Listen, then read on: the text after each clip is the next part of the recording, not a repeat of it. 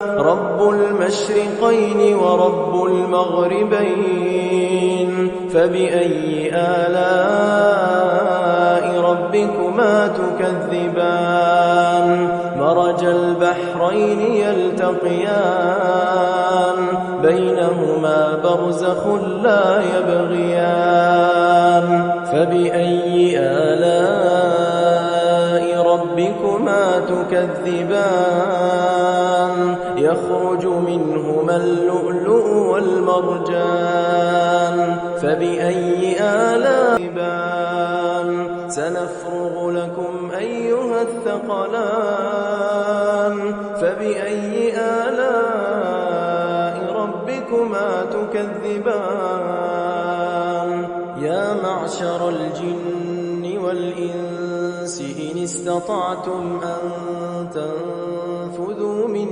أقطار السماوات والأرض فانفذوا لا تنفذون إلا بسلطان فبأي آلاء السلام عليكم வரஹ்மத்துல்லாஹி வபரகாத்துஹு. அன்பார்ந்த சகோதர சகோதரிகளே, தமிழ்நாடு தௌஹீத் ஜமாத் தென்சென்னை மாவட்டத்தின் சார்பாக அளிக்கப்படும் இஸ்லாமிய அடையாளங்கள் என்கின்ற தலைப்பின் கீழ் இந்த கண்காட்சி வடிவமைக்கப்பட்டிருக்கின்றது.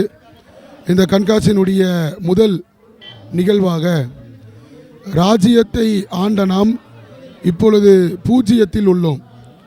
எந்த மாதிரியான ஒரு நிலவரம் என்று சொன்னால், ஆரம்ப காலகட்டத்தில் முகலாயர்களுடைய ஆட்சியிலிருந்து கடைசியாக ஆண்ட அவுரங்கசீப் இது மாதிரியான ஆட்சியை ஒட்டுமொத்தமாக ஏறத்தாழ வரலாற்றை படிக்கும் பொழுது 800 வருடங்கள் இஸ்லாமியர்கள் இந்தியாவை ஆட்சி செய்திருக்கின்றார்கள். ஒரு மிகப்பெரிய ஒரு செல்வாக்கிலும் மிகப்பெரிய ஒரு அந்தஸ்திலும் இருந்திருக்கின்றார்கள். இது முதலாவது படிக்கட்டு. இரண்டாவது படிக்கட்டு என்னவென்று சொன்னால், ஆங்கிலேயருடைய காலகட்டத்தில் இஸ்லாமியர்கள் எந்த நிலையில் இருந்தார்கள். அதில் பார்த்தீங்கன்னு சொன்னால் முகமது உஸ்மான், இந்த முகமது உஸ்மான் அவர்கள் இந்தியாவுடைய முதல் கவர்னராக மெட்ராஸில் அதாவது ஆக்டிங் கவர்னராக முகமது உஸ்மானை போடுறாங்க.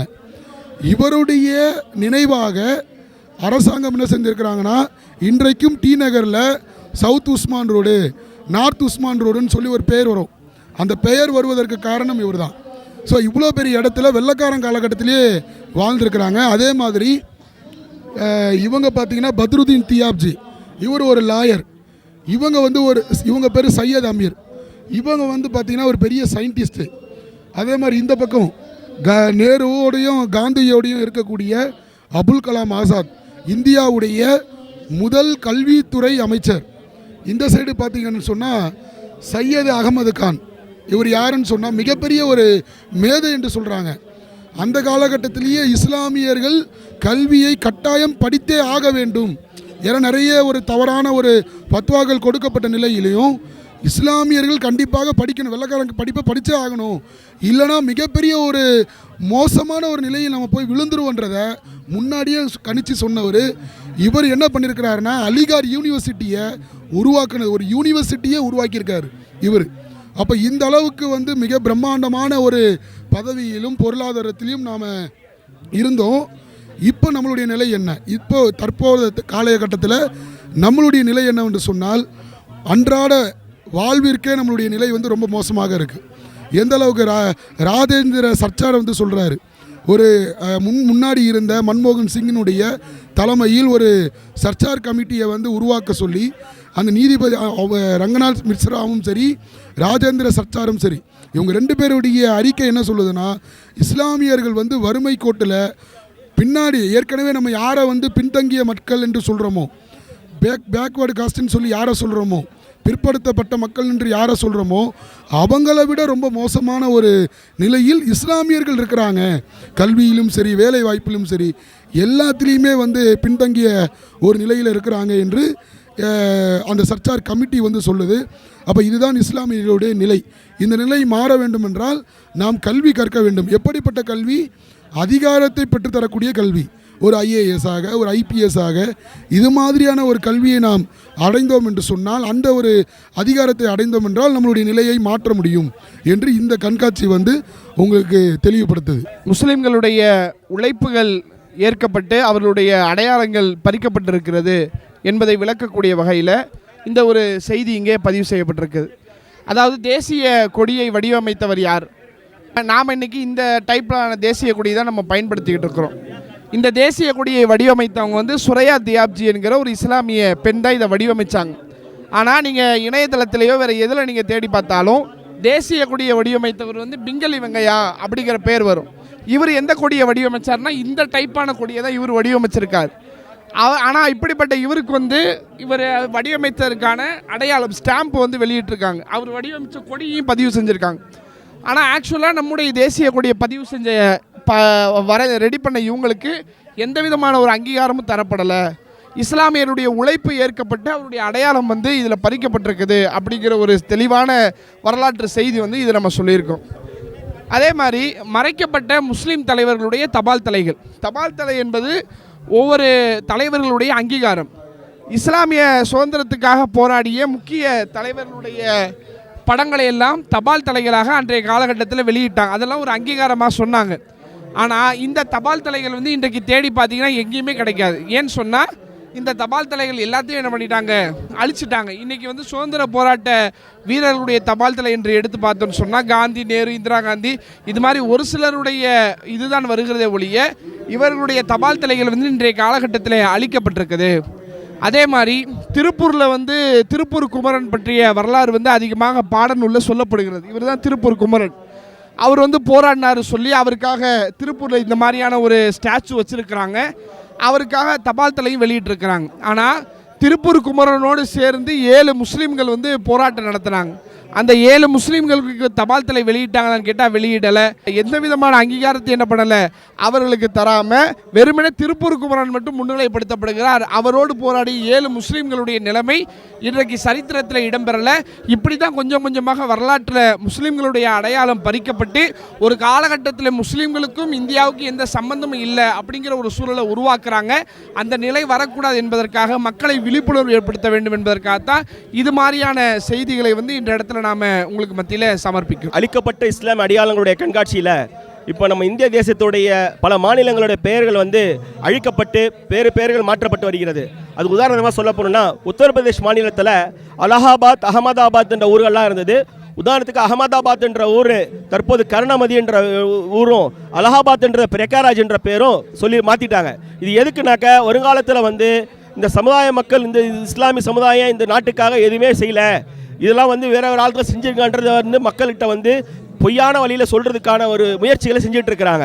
அடுத்தது பார்த்தீங்கன்னாக்கா பெங்களூரில் 30 வருட காலமாக திப்பு எக்ஸ்பிரஸ் ஓட்டிகிட்டு இருந்தது. ஏன்னா இந்த பெங்களூர் கர்நாடகத்துடைய ஆண்டவர் திப்பு சுல்தான், அவருடைய பேரில் அரசாங்கமே திப்பு எக்ஸ்பிரஸ் என்ற ஒரு ட்ரெயிலை வச்சுருந்தது.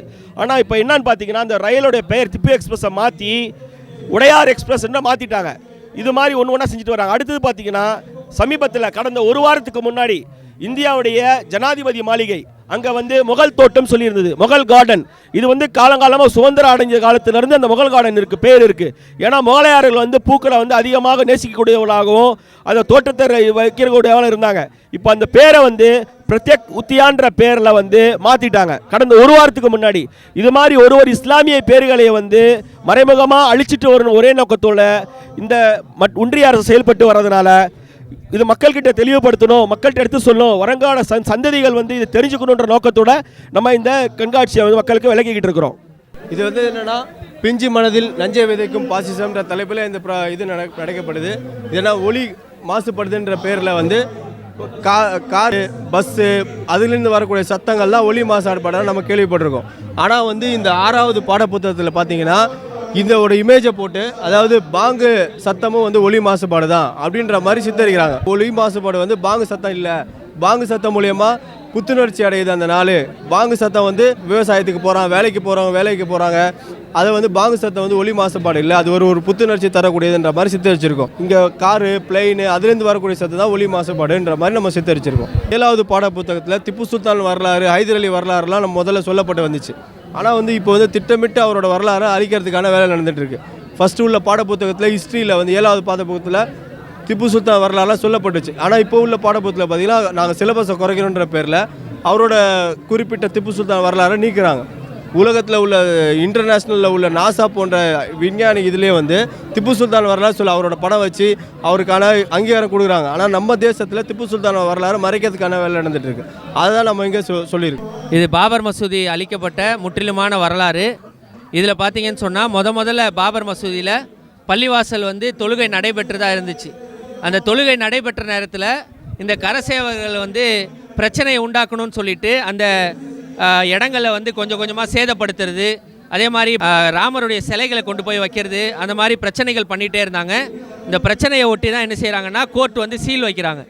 இந்த சீல் வச்ச பிறகு இந்த பாபர் மசூதி இடிப்பதற்கான மிக முக்கியமான காரணம் வந்து அத்வானி தலைமையில் நடைபெற்ற ரத யாத்திரை. இந்த ரத யாத்திரைக்கு பிறகு தான் பாபர் மசூதி வந்து இடிக்கப்படுது. 1992 டிசம்பர் 6 பாபர் மசூதி முற்றிலுமாக இடிக்கப்படுது. அந்த இடிக்கப்பட்ட பிறகு என்ன ஆகுதுன்னு சொன்னால் கோர்ட் வந்து தீர்ப்பு கொடுக்குறாங்க. அயோத்தி நீதிமன்றத்தில் அந்த 2.77 ஏக்கர் வந்து ஒரு பாகம் முஸ்லீம்களுக்கு அப்படின்னு தீர்ப்பு கொடுக்கப்படுது. அதை மேல்முறையீடு செஞ்ச உடனே சுப்ரீம் கோர்ட் வந்து ஒரு தீர்ப்பு கொடுக்குறாங்க. அதாவது என்ன தீர்ப்பு கொடுக்குறாங்கன்னா, இந்துக்கள் வந்து ராமர் வாழ்ந்தார்னு சொல்லிட்டு எல்லாத்துடைய மத நம்பிக்கையாக இருக்குது. அதனால் வந்து சட்டத்தின் அடிப்படையில் தீர்ப்பு கொடுக்காம நம்பிக்கை சார்ந்த ஒரு தீர்ப்பாக வந்து ஒரு அநீதி இழைக்கக்கூடிய வகையில் 2.77 ஏக்கர் வந்து என்ன செய்கிறாங்கன்னா ஹிந்துக்களுக்கு கொடுக்குறாங்க. ஊருடைய வெளிப்புறத்தில் வந்து 5 ஏக்கர் வந்து முஸ்லீம்களுக்கு வந்து அந்த இடம் வந்து கொடுக்கப்படுது. இது முற்றிலுமாக ஒரு கருப்பு தீர்ப்பாக, அநீதி இழைக்கப்பட்ட ஒரு தீர்ப்பாக இருக்குது.